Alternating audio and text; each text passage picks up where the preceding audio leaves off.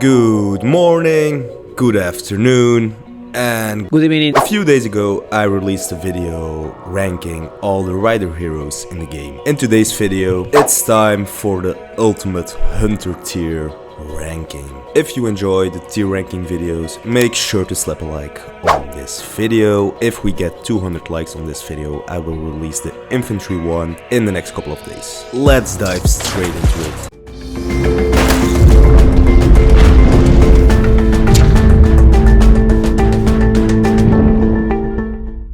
Before we begin, I want to thank Huawei App Gallery as the sponsor of today's video. Now imagine you are a big spender in the game. You want to be the strongest, you want to be the best. The Polish team of Huawei App Gallery is a solution for you. Anyone who reaches at least 500 euros monthly is eligible to a 10% coupon claim for up to an additional 1,620 euros in total. Now let's say you spend about 1,000 euros in game monthly. With the VIP program, you get 100 euros back. Not too bad if you ask me. Be mindful, only new users can sign up for Huawei App Gallery. More questions? Check out the link in the description. It's the link to their Discord server. Now, onto the F tier of our hunters. In the rider video, Gen 11's Buzz optimed in the F tier almost instantly. And it's the same for Scope. Scope from Gen 11 is awful, absolutely deserving of a spot in the F tier. Oh hi, thanks for checking in. I'm still a piece of garbage. His first skill is a totally useless skill in battle, the second skill actually works but isn't amazing, and the third skill just doesn't work at all. If any developer sees these videos, please fix Gen 11. The second hero in the F tier is good old Tony. There's really nothing to say about him. His updated skills aren't any better than before. If I speak, I am in big trouble. In big trouble, and I don't want to be in big trouble. And in general, he just doesn't have any use in the game. On to the E tier. In the E tier, we can find the first resonating hero of today. It is maybe a little harsh, but I think Mikoto deserves a spot in the E tier. I was debating to put her a tier above, but then I was looking at the other hunter heroes and I figured that there are enough decent options for the hunters, even in young states. So I don't see much use for her except for her being a decent hunter hero on a low level trap. The second hero in the E tier is Lucky.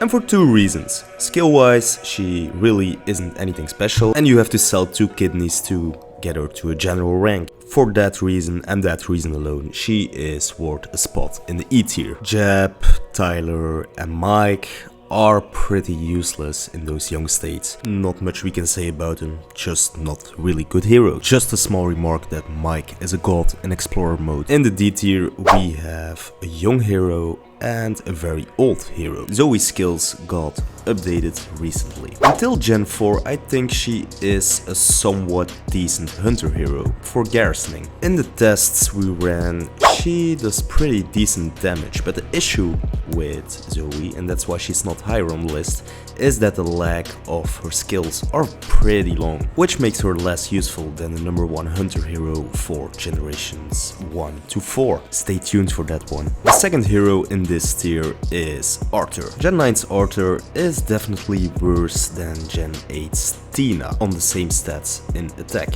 which is why I think a spot in the D tier is deserving. As a garrison hero, however, Arthur is really not an amazing option.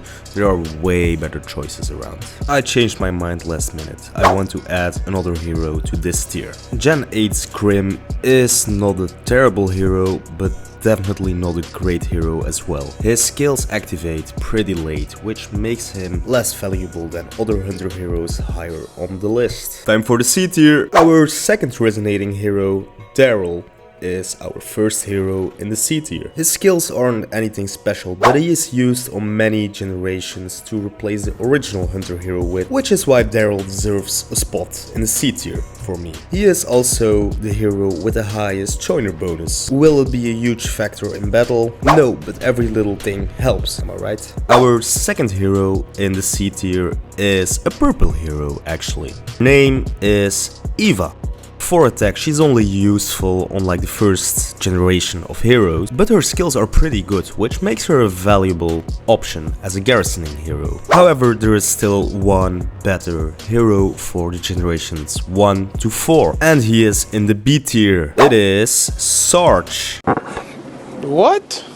I bet you didn't see that one coming. Don't ask me why and how, because I don't understand it myself, but these are the new skills of Sarge. So in his first skill, every 8 rounds, hunters deal 25% additional damage to all enemy troops. His second skill, hunters damage is increased by 4% every round.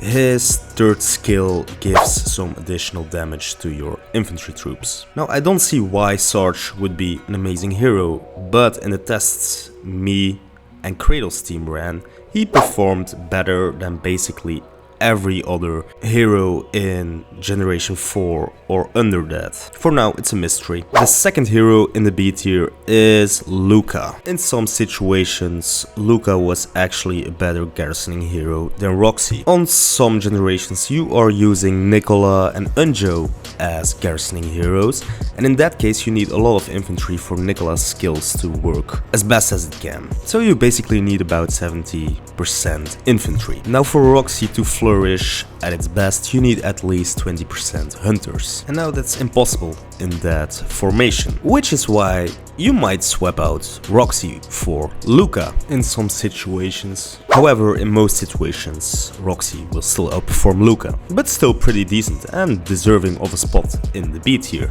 On to the A tier. The first hero in the A tier is Gen 10's Connor. Just a very solid hunter option. 2 out of 3 skills activate every round. Connor is just simply a good hunter hero. Our second hero in the A tier is Gen 8's Tina. A good damage dealer, usable on many events. Tina is my go-to hero for Gen 8 and Gen 9 if you are a low, mid or free-to-play player. But you guessed it, there is still an S tier. And for that S tier, there is only one hero that can be in the S tier. Her name is Roxy. In almost every situation, Roxy is the only reasonable option to use as a garrisoning hero in Capital Clash. It's the skill verse that does it all for me. It is a stackable skill and there's just no other hero like that in the game. I can only put a crown on Roxy's head. Here is a full overview of our Hunter tier rank. That will be it for today. If you want the infantry part, don't forget to like the video and subscribe to the channel. Thanks and bye bye!